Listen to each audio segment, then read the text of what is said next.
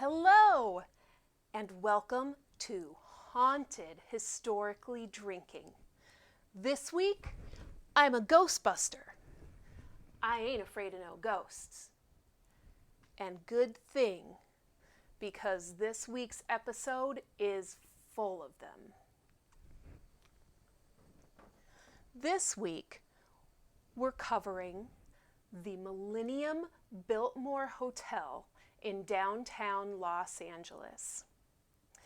If you like this episode and this sort of content, please hit the subscribe button and the notification bell to watch more episodes. The cocktail that we'll be making for today's episode is the Black Dahlia cocktail. We'll get to why we're making this cocktail a little later. We're going to start with 1 dash of Angostura Bitters. There we go. So this cocktail is served at the Millennium Biltmore Hotel. Oops. And then we need 0.75 ounces of Chambord.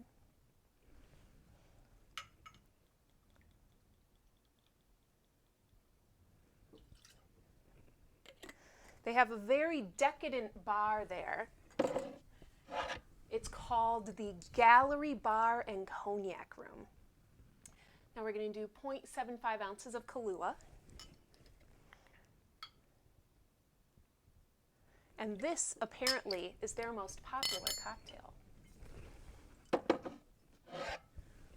Last, we have 3.5 ounces of citrus vodka.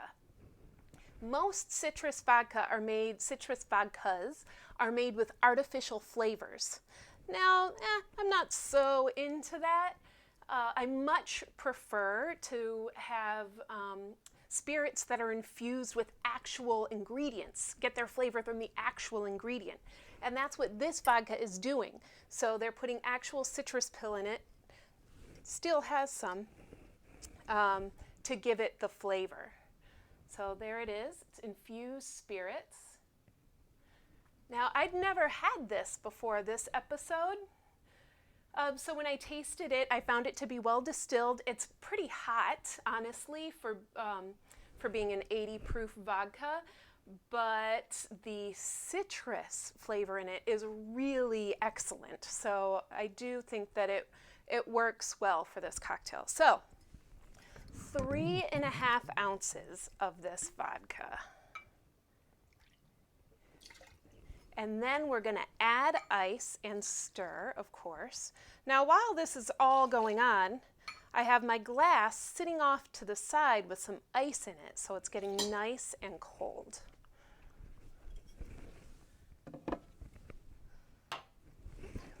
I'm going to put ice in my mixing glass.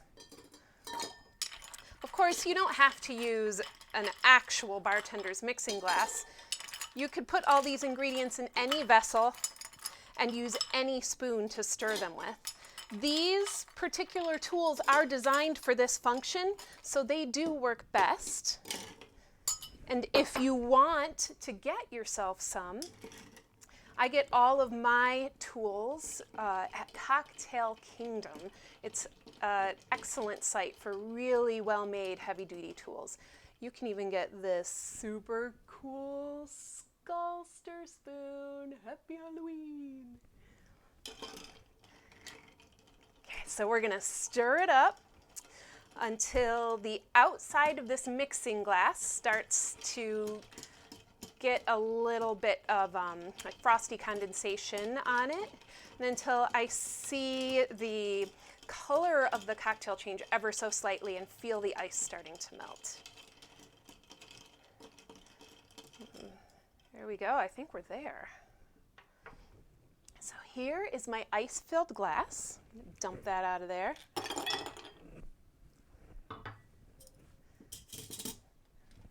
All right, let's pour it in. All right, it's got a nice dark reddish color. Of course, we need a garnish. We're going to garnish it with a little bit of orange peel. Now, if you've seen some of my other episodes, you may have seen me do this before. But I'm actually going to cut a slit down the center of this so that I can poise it elegantly on the side of this glass.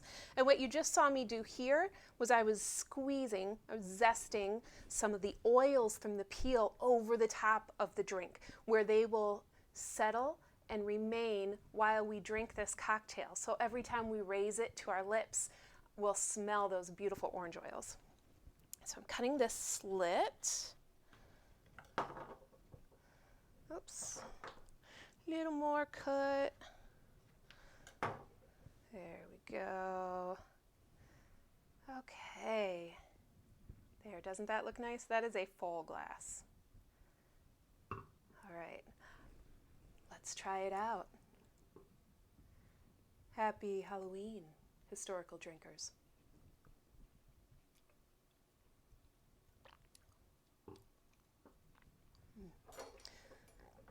You know, every episode I say this cocktail is the best. It's like my favorite cocktail. Honestly, this cocktail is fine.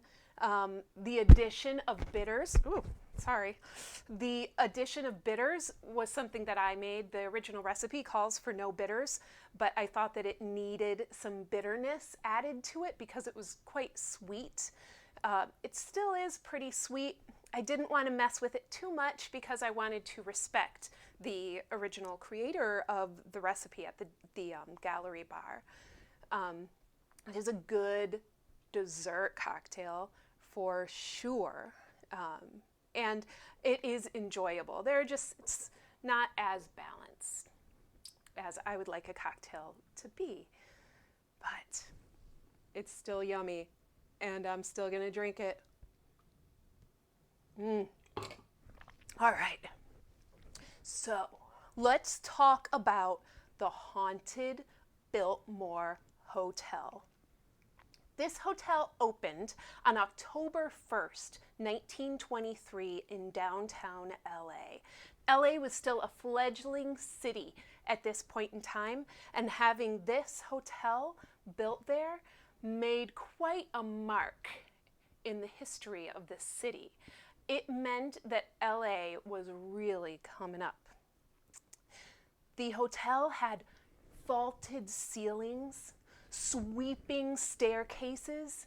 It was opulent with murals, statues, fountains, and all sorts of stuff painted gold. The paint had real gold in it. And it was very popular. It was very popular with Hollywood types. Now, 1923, of course, was during America's prohibition on alcohol. So when it opened, there was no bar. I mean, there was no bar. What there was a big room outfitted to serve drinks that had a secret door and an escape route. That room still exists, but no more secret door. Now it's called the Gold Room, and it did have a bar move into it after Prohibition, officially move into it after Prohibition. The hotel's presidential suite also had a hidden nook for booze, so that the people staying in that oh so fancy, oh so expensive suite could have all the alcohol they wanted and not have to worry about getting busted when somebody knocked on the door. I mentioned the current bar. This bar is decadent. There are famously statues of angels that sit on the marble bar top, watching you while you drink. Maybe creepy? Maybe really cool. I think it's really cool. There are also, when you sit at the bar, if you look up near the ceiling, you can see slots. And those slots were where people once sat to watch what was going on below, to monitor the proceedings in the bar. I don't think anybody sits up there anymore. Well, Nobody living, anyway. This hotel is one of LA's most haunted buildings. It is a paranormal destination. If you check out the TripAdvisor reports on this hotel from people who have stayed there, there are numerous counts of guests experiencing haunts. Things that people have seen over the years, both guests and people who work there, are entities that they see floating in the air, or entities that they just feel, that presence that they can feel in the room with them but they can't see anything, or that feeling that somebody is looking at them when nobody is there. The elevator stops regularly on the 8th floor without anybody having requested the elevator or pushing the button. Chandeliers shake. When there are no earthquakes, chandeliers shake. People hear voices, whispering, children's laughter, and sounds of a party. This one is reported over and over again. People hearing sounds of a huge party happening when there is nothing going on in the hotel. People also feel ghostly touches on their back and temperature drops. TVs in rooms that are unplugged will turn off during the night, or will turn on during the night. There's a angry spirit who lives in one of the bathrooms and bangs the bathroom doors violently. There's a faceless boy who lives on the roof. And, of course, the Black Dahlia is seen to walk through the lobby and along one of the guest room floors. Who is the Black Dahlia? She's Elizabeth Short, who was last seen alive on January 9th, 1947, using the telephone in the Biltmore's lobby. Shortly thereafter, she was found in another part of LA, drained of blood, mutilated, and completely cut in half. This murder obviously was very sensational. It is very famous until this day, and it is still unsolved. There were many suspects, and the police department put tons of people on the case, but they never figured it out. Hence our cocktail, the Black Dahlia. Many movies have been shot in the hotel, starting way back in its early days. Some of the highlights for me: the Ghostbusters, of course, the Poseidon Adventure, and my favorite, Fight Club is the hotel in the movie. So maybe don't get the lobster bisque if you go there. Yeah. All right, that's it for this week's Haunted Historically Drinking. I want to thank Amy's Crypt. This website is awesome. Amy goes to all kinds of haunted places. When she went to the Biltmore, she got some really great pictures. There is a link to it underneath the video. Gourmet Ghosts is a book that I used to research for all of the episodes this month. It's fantastic. Also a link in the bio. All kinds of haunted eating places across LA. And lastly, the Hollyweird Paranormal Podcast. I've been listening to it for the past month, helping me prepare for these, and I love it. I recommend it highly. Also, there is a link for that in the bio. Thank you so much for watching. Please drink your Black Dahlia and all of your other alcoholic beverages responsibly. And again, I would really appreciate it if you subscribed to this series, Historically Drinking. And I would love to hear your comments as well. Thank you. Happy Halloween.